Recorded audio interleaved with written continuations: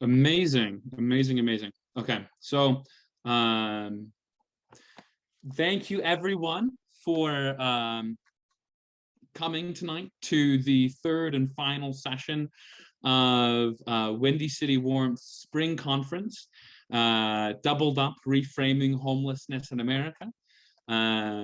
Tonight we have two amazing speakers. We have Fred Friedman and Edrica Fulford. Just a quick note on how the schedule is going to work for tonight. So we have Fred speaking first, and then we'll have Edrica speak second. And then after that, we'll have a Q&A time and a panel discussion sort of thing. And so feel free to put any questions that you might have into the question box. And yeah, so with that, I'll introduce our speakers and we'll get going. So Fred Friedman describes himself as poor and sick. He has a chronic and persistent mental illness that puts him at risk of being homeless. He has been homeless and a homeowner. He has been a factory worker, salesman, a lawyer, and a community organizer. He has served and serves on nonprofit boards. He co-founded and leads Next Steps for almost 20 years, which sought to improve the mental health, homeless, substance abuse, and justice systems by making sure that people use those systems, had a voice in those systems. He is writing a book about his life and times. And then to introduce Edrica. Edrica lived with her mother while serving as her caregiver. Her mother died on Easter Sunday in 2014. Soon after, their home was foreclosed, forcing a grieving Edrica to try to gather 50 years of belongings in 2 hours. Hoping not to burden anyone else, Edrica spent the first few nights sleeping on public transit and washing up in public bathrooms. After her loved ones found out, Edrica doubled up with friends and relatives for 3 years. Now housed, Edrica volunteers as a leader with the Bring Chicago Home campaign. Thank you so much for being present. I really appreciate your time and your willingness to speak with us. And with that, Fred, please feel free to take it away. Okay, thank you, James. For those of you who attended the previous sessions, you should be prepared for something completely different. That's a quote from Monty Python, for those of you old enough to remember Monty Python. There are not going to be any slides. It's just going to be me talking to you. And I'm going to repeat some of what James told you. And there was one mistake that I guess what I wrote. For those of you who can read my t-shirt, and I'm not sure if that's any of you or if it's just backwards, what it says is, I'm one of those people.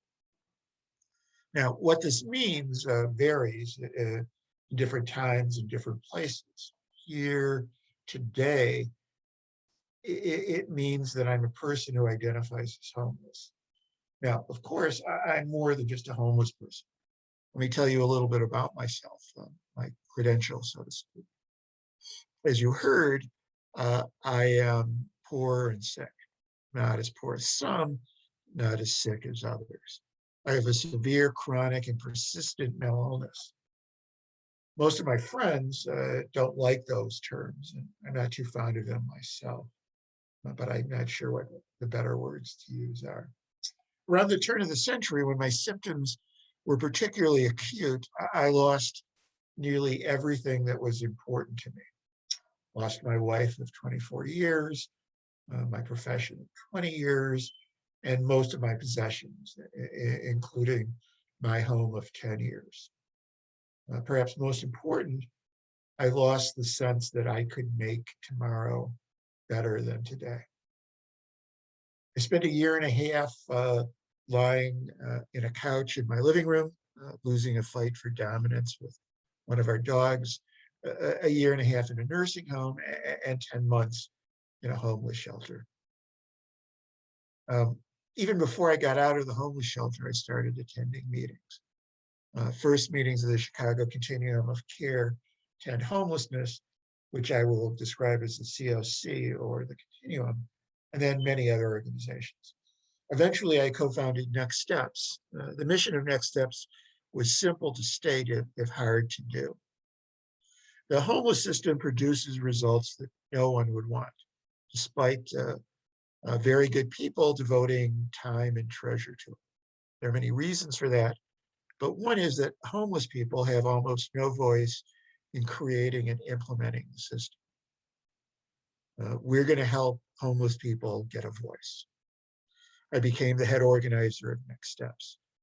Eventually, we expanded our mission to include the mental health, justice, and substance abuse systems because we found it impossible to untangle those interconnected systems.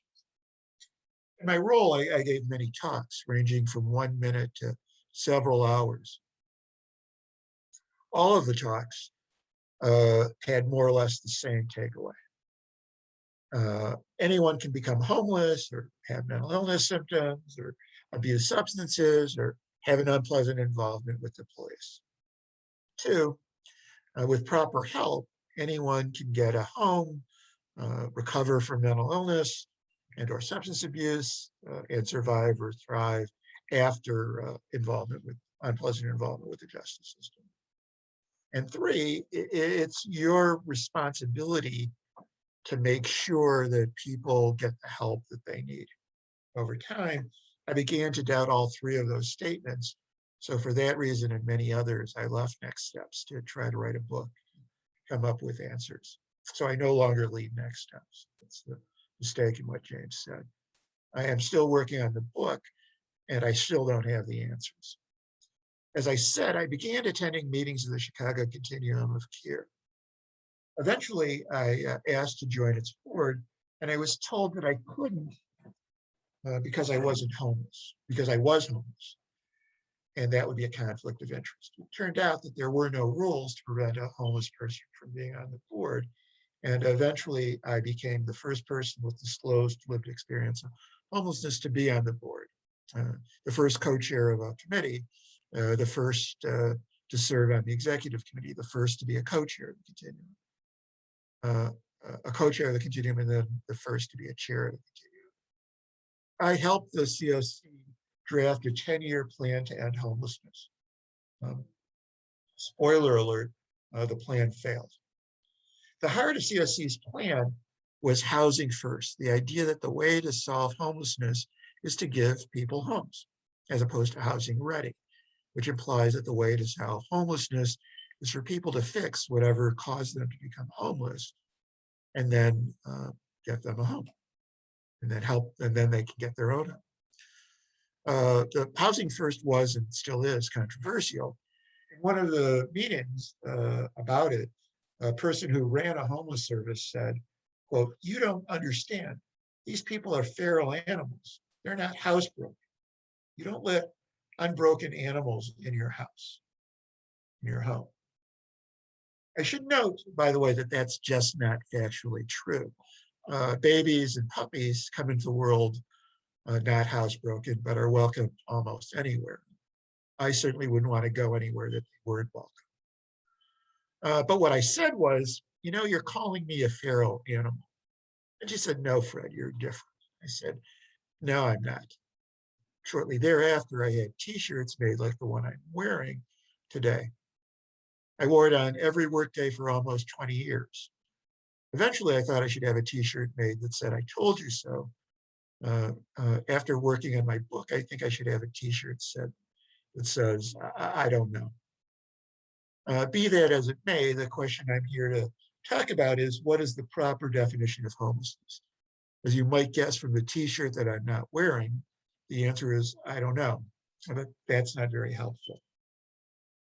If you attended the sessions last night and this morning, you'll know that the most common definition in programs funded by the federal government for homelessness is people living in a place not fit for human habitation or living in a homeless shelter. Under that definition, the COC estimates that there are about 10,000 homeless people in Chicago. I suppose the second clause assumes that people were homeless when they entered the homeless shelter. So let's focus on the first clause. In England, that's often described as living rough, and that's how I'm going to use it today. Under that definition, I was never homeless. My home would be the nursing home or the homeless shelter or whoever was putting me up at any given moment. The Chicago Coalition for the Homeless, and as you heard if you attended the sessions, Chicago Public Schools use a different definition. They include people who are doubled up and they estimate that there are about 100,000 homeless people in Chicago under that definition. Every year or two, the COC and every other continuum of care does a one-day count of people in the homeless shelters and people living rough. Now, as an institution, I should tell you that the COC has competing incentives. If it counts fewer people, it's seen as succeeding, and everyone wants to succeed. If they count more people, the need is greater, and they may get more money.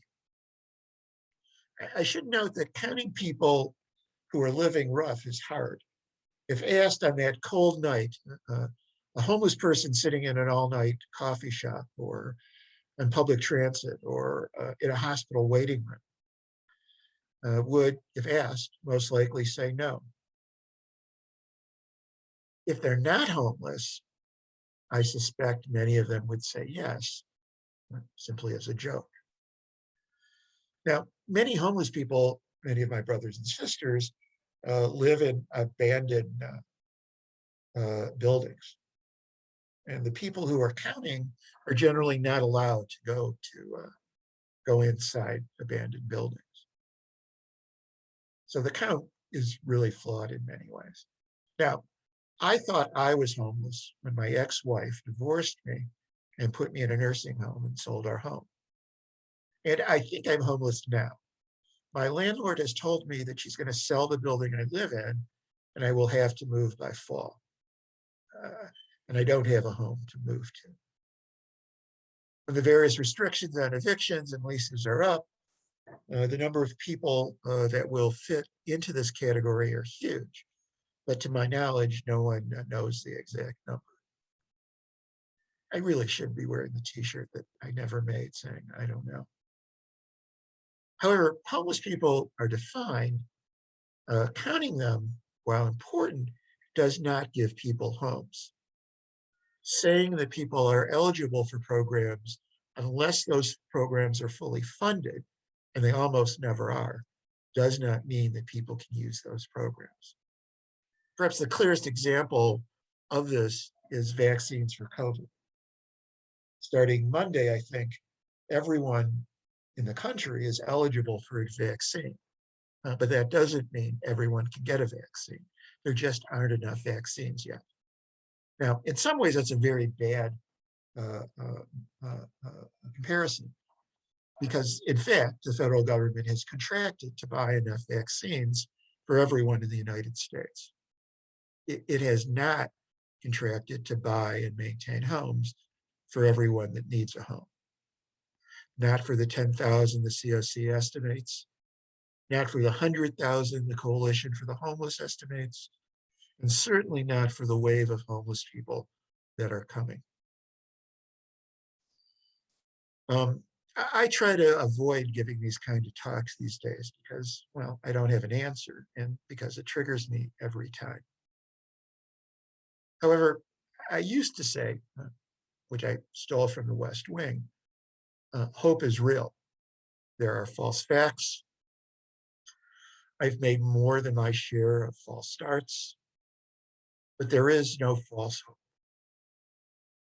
There's only hope. Knowing that young people like James and the other members of Windy City Warmth want to help my siblings reaffirms my hope. I'll be glad to try to answer any questions you or any of the members of the audience have, and more important, listen to any answers you have. Thank you. Amazing. Thank you so much, Fred. I really appreciate that. Edrica, you're welcome to get going. But I'll give it a try. Hey, everybody. My name is Edrica Fulford, and I am a grassroots leader with the Chicago Coalition for the Homeless. A little bit about me. I have a bachelor's degree in psychology from Roosevelt University. I worked as a family case manager for 15 plus years. And, life was good. I had 2 children, married, divorced, not really nothing significant, nothing to scream about, but, I'm okay. Well, as life often does, my mom got sick. She had to have quadruple bypass. And when she became ill, I quit my job to take care of her. For the last 5 years of her life, taking care of her was my full-time job. After her death, the house went into foreclosure and I subsequently became homeless. My car got repossessed. And I quite honestly felt scared alone. I didn't know anybody personally who had ever been homeless. I didn't know there was nobody in my family who had ever experienced homelessness. And I mean, my church, we would go give blankets out when it was cold. We'd have dinner once or twice a year, like Christmas dinner or Thanksgiving dinner or something on that line. But personally, never knew it, never let it touch me. I see people sleeping on park benches. And I, feel, oh, sorry for them. One of those people, as James says it. So, yeah, I mean, it never touched me. Well, what do you know? I didn't have a clue. When I became homeless, I didn't have a clue as to what to do or where to go or none of that. And then there's such a big stigma that's involved with people experiencing homelessness. It's like, oh, they're on drugs, they're lazy, they don't want to work, like you pull your bootstrap, get your bootstraps. I don't got no boots, okay? But at any rate, they say pull yourself up and all of that stuff. The truth is that's simply not true. That's simply not true. Most people, I don't know the percentage, but a vast majority of the people who are experiencing homelessness now were once productive, tax-paying citizens. Ergo, one tragedy, one false move, and there they go. And it could happen to anyone. It really could. Now, as I said, when I became homeless, I didn't know what to do, and then there was a stigma. And so I have 2 adult children. I didn't even tell them. They thought I was staying with friends. My friends thought I was staying with my kids. And I kind of fell through the cracks because I wasn't a victim of domestic violence. I wasn't a veteran. I didn't have any small children. I wasn't into substance abuse. So I kind of just, fell through the cracks. There really wasn't a place for me, shelter-wise. And when I would go to certain places to ask for help, they would tell me, don't you have any friends? Don't you have any family? You got a college degree. People with college degrees aren't homeless. Really? So that's what you say. It is for that reason that I kept it inside. I would sleep on the trains. I would get up and wash up like in restaurants, like Castle, McDonald's, whatever, and keep going and keep going. And it was difficult to find a job because, remind you, I have a 5 to 7 year gap in my resume.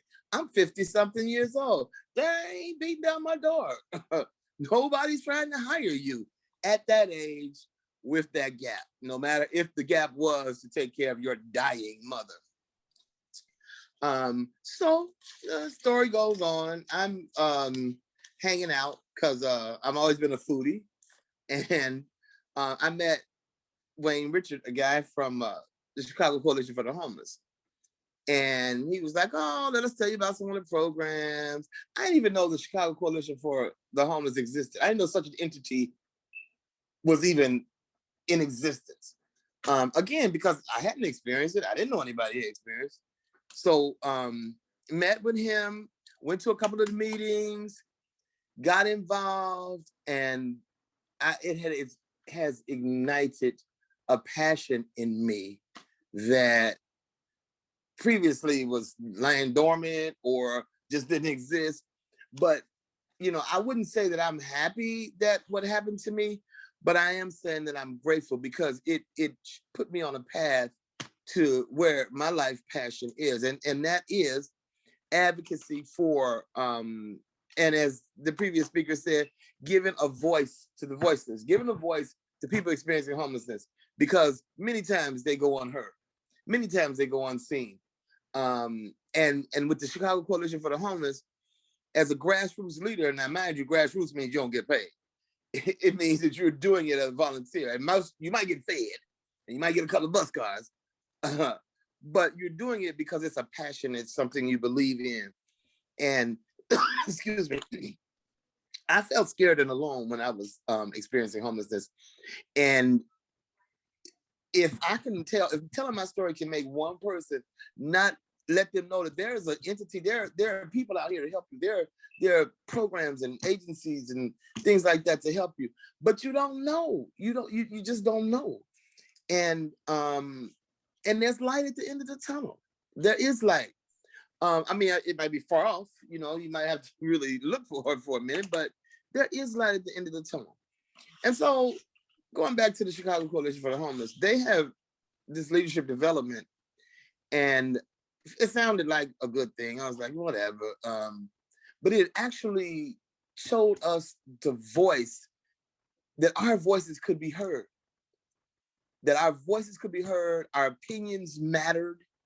And it was just amazing to actually believe, because you figure, you know, somebody like me, you know, I don't even have a place to stay, and somebody's actually going to listen to my opinion. We go down to Springfield, we act as lobbyists to the state reps and the state senators, and the Chicago Coalition for the Homeless has actually, you know, helped us with all of that, and they've taught us things. For instance, they have when COVID hit, and it hit people experiencing homelessness extremely hard, you know, because the whole thing initially, I don't know if everybody remembers, I'm sure everybody does, shelter in place, shelter in place. Well, explain to me how you shelter in place when you don't have a place to shelter, okay? And then you had shelters, and it's 6 feet, you know, social distance. Okay, if you've ever been to a shelter, you know, there is no social distancing in the shelter. So those people were at high risk for COVID, and the city just didn't take care of our most vulnerable population. So what I'm saying is, we as a society can do better. We as a nation can do better. This homelessness, just like COVID isn't an epidemic, a pandemic, so is homelessness. This is becoming worse and worse and worse. And in agreement with the previous speaker, when the moratorium is up, it's going to skyrocket. The amount of people experiencing homelessness is going to skyrocket. And so I think that is our duty to continue to put the pressure on whomever you need to put the pressure on, that being legislators, the mayor, whomever, to get this problem solved. Our executive director, Doug, he always says, you know, we need to stop managing homelessness and start to solve the problem, because there are solutions out there. There are things that can be done. And with the proper help and with the proper people on our side, we can do that. And so I just wanted to say, we need to get an agreement. You know, I think that the more people who put pressure on your legislator, when they vote against something that is for, you know, helping people experiencing homelessness, then we need to vote them out of office, and so on and so on. But yeah, so I am appreciative of my struggle. It makes me who I am. It is the ABC of me. And thank you everybody. Thank you for listening. Thank you so much, Edrica. I really appreciate you sharing your story. So now we'll be entering into a panel discussion / Q&A time for the next half hour. So if you have any questions, again, please feel free to put them into the Q&A button at the bottom of your screen. But yeah, so I'll start us off first with this question. What is a common misconception about homelessness that you would like to clarify? Ooh, can I start? Yes, yes, you may. Okay. One of my main pet peeves, that people who are experiencing homelessness are lazy or drug addicts. And that is simply not true. As I stated, we were once productive taxpayers, and we can be that again. And that is one of the biggest misconceptions, that people, they just don't want to work. They don't want that. And that's not true. There are so many paths. There are tons of paths. It could be a catastrophic illness, a traumatic event, so many paths to homelessness. There's not just one path. Many people are one paycheck away from becoming homeless. And that's just a thing with me. Good question. Thank you. Thank you. Yeah. Do you have something? Building on what Edrica said, first of all, almost everyone, it's kind of scary, is one paycheck away from homelessness. Pre-COVID, most people didn't have a discretionary $400. So if they had a $400 bill, that they wouldn't be able to pay it. This was pre-COVID, and now I suspect it's even worse. So I think that's a very important thing to understand. So we are not, in many ways, different than anyone else. So as Edrica said, forgive me,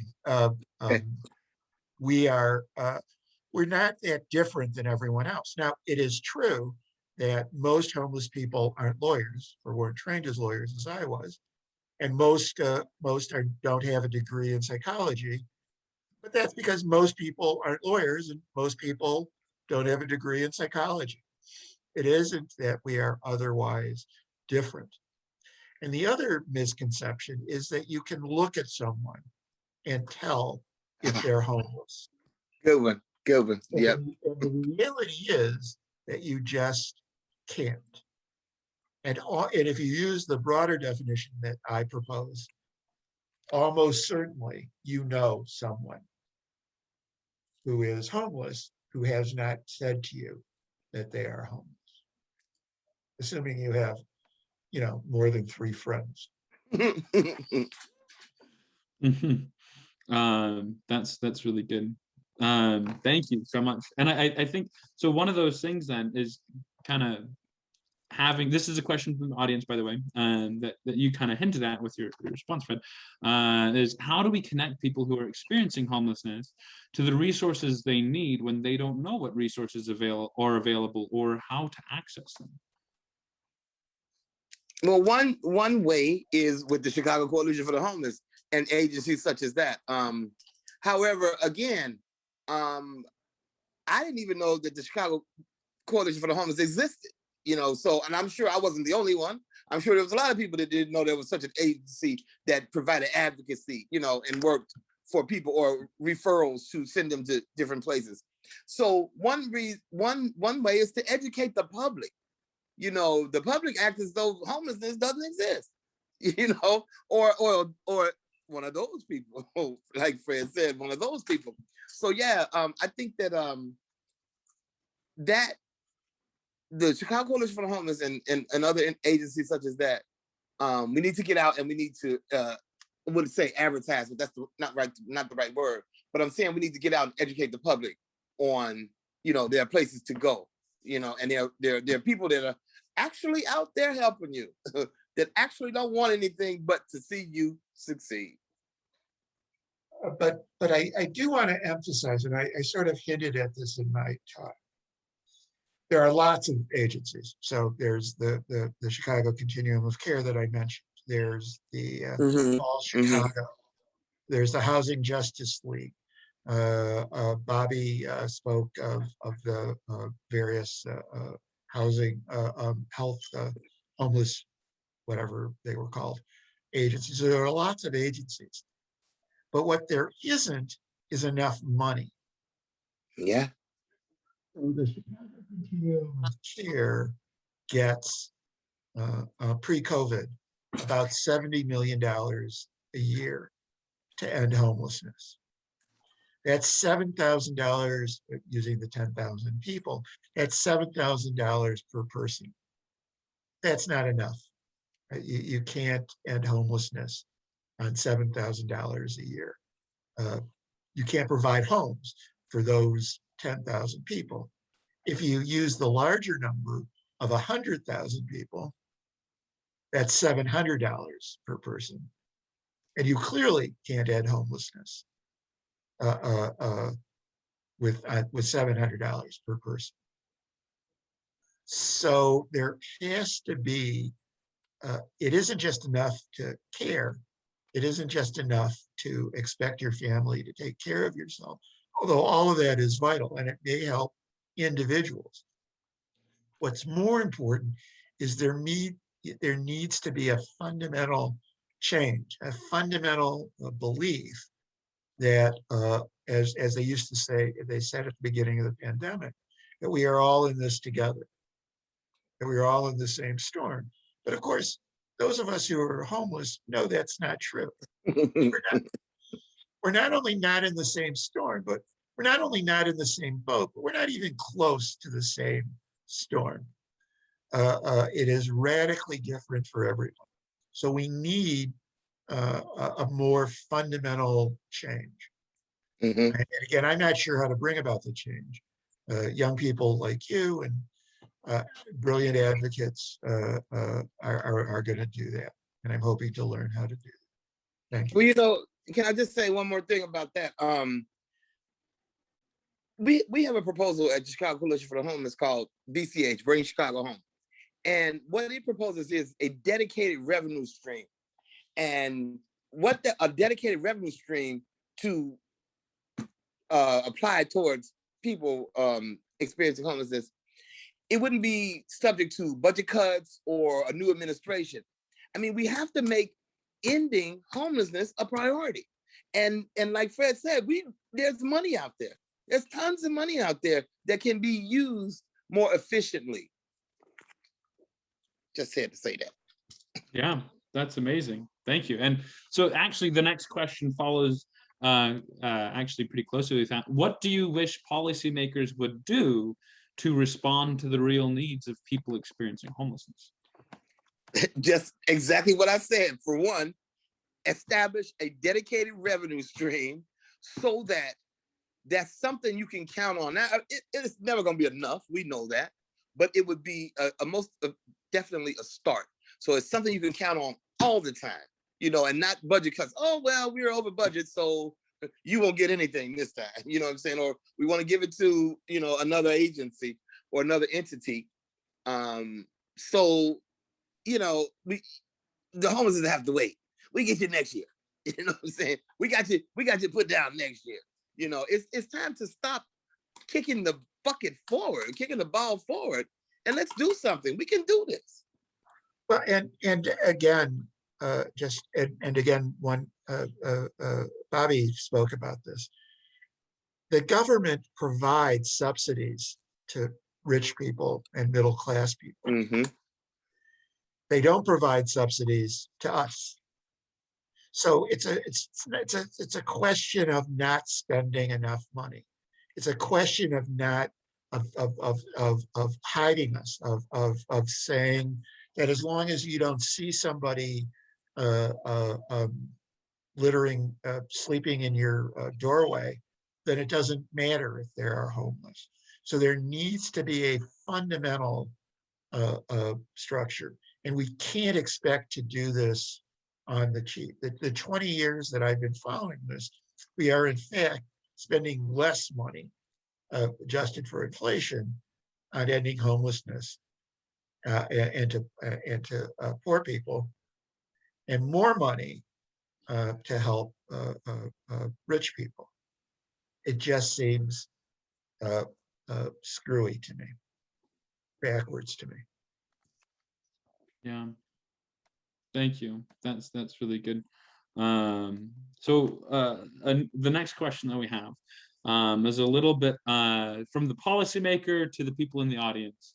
What is the most immediate way to help someone who's experiencing homelessness? And I want to add on to that question, or someone who is housing insecure as well, because I think that that is, would be helpful. And again, as I said, housing first implies the way to provide somebody, to help somebody who's homeless, is to give them a home. Simple. It's just not really a complicated concept, and not a home where they can get kicked out. Now, I do want to, and I didn't talk about this a lot, I want to explain why the narrow definition is so pernicious. So if you know someone who is homeless under the present system, and you let them stay with you, sofa surf for a while, or use your spare bedroom, they are no longer defined as homeless, and they are no longer able to get, they're not even in line to get any of the benefits, which there aren't enough of. So the only way people can get housing under those circumstances is to either lie or to be treated inhumanely and kicked out in the snow. It is, again, as I said, a deeply screwy system. Yes, and that is so true. HUD doesn't even recognize doubled up as being homeless, or as part of being homeless. And that's something that we need to work on too, and we need to change that, because in actuality it is. Because if you're staying with someone, if you're couch surfing with someone, and they say, gotta go. Well, you gotta go. Your name is not on the lease. They're not gonna jeopardize their housing because you are housing insecure. Also, studies have shown that permanent supportive housing, and as Fred said, something you can't get kicked out of, permanent supportive housing is the best model to get somebody out of homelessness and not have them to continually repeat the cycle of repeating and going back to being homeless.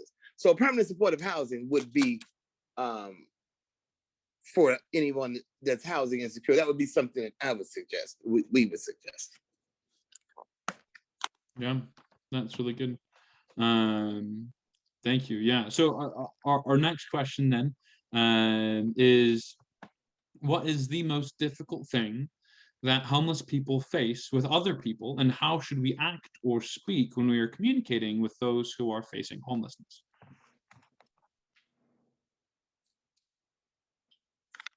Well, I'll start off, if you don't mind, Fred. The Chicago Coalition for the Homeless is starting a podcast, and we've decided on the name for the podcast is Hello, I'm Right Here. And that is significant because one of the most things that people experiencing homelessness go through is to be ignored, like you don't exist, like, they just walk past you, like they don't see the need. And, it's an awful feeling to feel, unimportant, non-existent, and so that's one of the most difficult things for people experiencing homelessness. And the next is, as Fred alluded to, or he said it outright, more money, lack of money. Now, you will spend money on X, Y, Z, but when it comes to homelessness, you got to wait, or we'll do it next year, or, what I'm saying, or it'll be a Band-Aid solution. So, and again, until HUD actually acknowledges the fact that people who are living doubled up, couch surfing, are in fact experiencing homelessness, they can't even get on the coordinated entry system, which is how they can get you at least on the list to try to get some housing or get some services. So yeah, that's one of the most important things for me. And I agree that the sense of invisibility, the sense of worthlessness is very important, but I don't want to shortchange what we learned yesterday. People die. Mm. People living rough die 10 times sooner or faster than normal people. People on even people who have who are not living rough, who are in some sort of shelter, die 3 times sooner. So it is literally a question of life and death, and it's a question of whether or not, and it's sort of related to that question of being invisible. When we're allowed to die, what society is saying is we are valueless.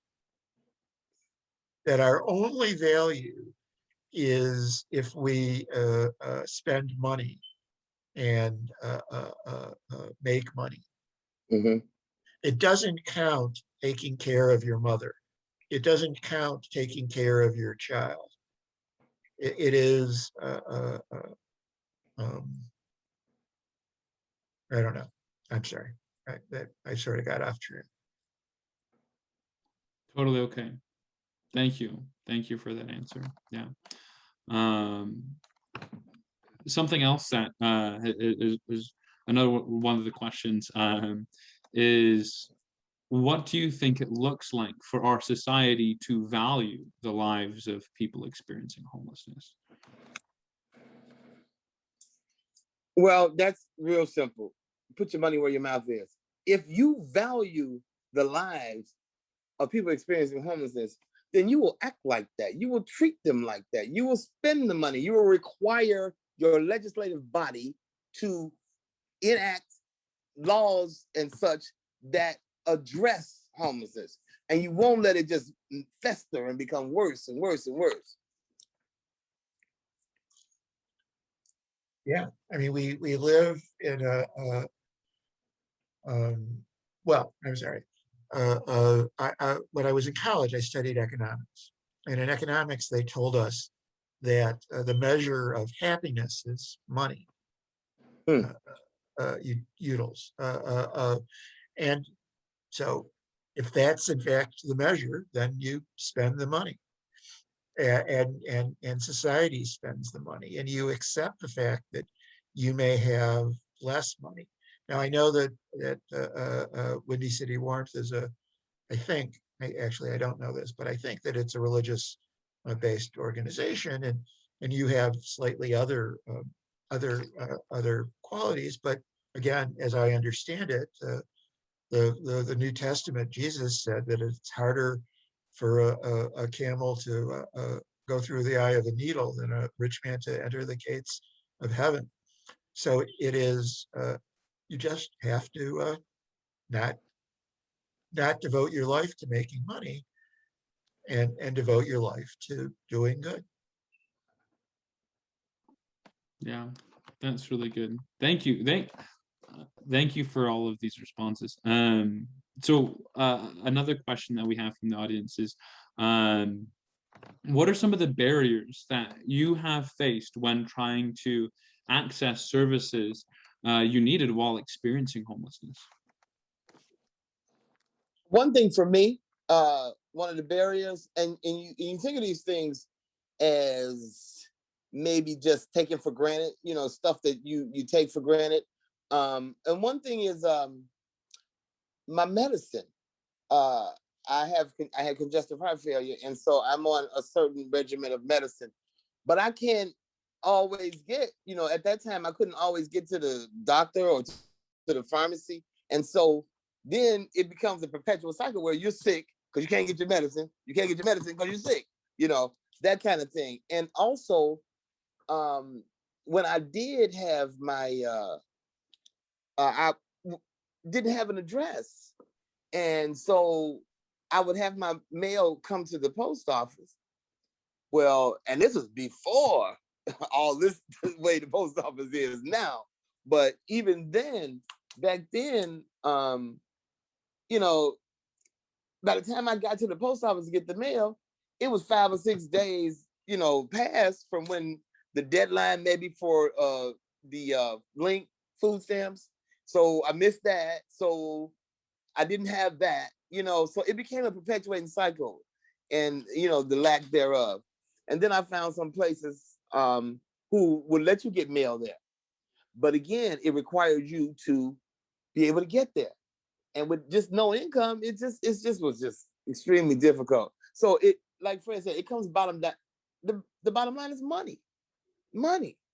But we do need wraparound services. If we could have more places that had money to help people, maybe give them some bus passes, some kind of training, all different kinds of stuff. Those would be barriers that we could address, and it would make a difference in people's lives. And that's all true. And I also want to talk about, first of all, I guess I also want to say this so I don't sound like I'm whining too much. Oh, do I sound whiny? I'm sorry. Oh, no. I'm talking about me, not you. So I am, because, I'm in addition to being, sick and poor, I'm also, white and male and well-educated. So other than my mental illness and other than my experience of homelessness, I'm a remarkably lucky man. But as somebody is alleged to have said to Mrs. Lincoln, other than that, how did you like the play, Mrs. Lincoln? No. But what I want to talk about is the structural problems. So not only do you, the definition of chronic homeless includes being disabled. Being disabled means that you can't engage in productive work. Engaging in productive work means that you make more than $1,000 a month.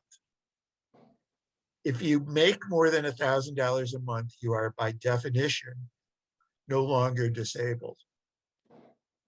No one in America, well, that's actually, the sentence isn't true because people do, but you can't afford an apartment in Chicago and live on $1,000 a month. There probably isn't a place in the country that you can afford an apartment and meet your other needs on $1,000 a month. We are being set up to fail. And we do fail. And so what we do is we either cheat or we lie, and then we are punished for cheating and lying. We either work under the table, or we we just do something, or somebody gives us benefits, gives us help under the table, and we don't report it. And then that puts us at risk of getting the benefits that we do get. It is structurally immoral, in my not so humble opinion. Yeah, that's really good. Yeah, so we have about 5 minutes before we go into a little concluding portion for the conference. So we'll have this one last question here. What are some practical things that people in the audience can do to get involved? Oh, that's my favorite. You can join the Chicago Continuum of Care. We have members are for this year. It's free for individuals to join, and you can join, and then you can help direct how that $70 million is being spent. This month in Illinois, many bills are being proposed. And I think for the first time in a long time, maybe forever, there's a housing committee that's dealing with a variety of bills. So you can work on those, you can advocate for those sets of bills. And as Edrica said, you can advocate for the city council to pass the Bring Chicago Home bill passed. You can pass, the Housing Justice League is proposing changes that would make it difficult, permanently difficult, if not impossible, to evict people without just cause. That would make a fundamental difference. Mm-hmm. Something else you could do is go to our website, the CCH, the Chicago Coalition for the Homeless, and see how you can get involved. There's tons of ways to get involved, from phone banking to all kinds of stuff. There's stuff you can do from home that can promote advocacy and and hold your legislators accountable when they vote against, something that is morally correct, and you put them out of office. That's just something concrete you can do. And I want to emphasize, and this is important, and I know we only have a few minutes, I have real doubts whether any of this will actually work, whether we're actually going to be able to end homelessness. But I like Don Quixote, and I like the idea that one man, forgive me the chauvinism, one man scorned and covered with scars, still strove with his last ounce of courage to right the unrightable wrong. Simply trying makes a huge difference. Yep. And I don't agree with your pessimism. I think that if you simply yeah, well, you're just a kid, so you should get off my lawn. Well, actually, that's not true. You should come and play on my lawn. But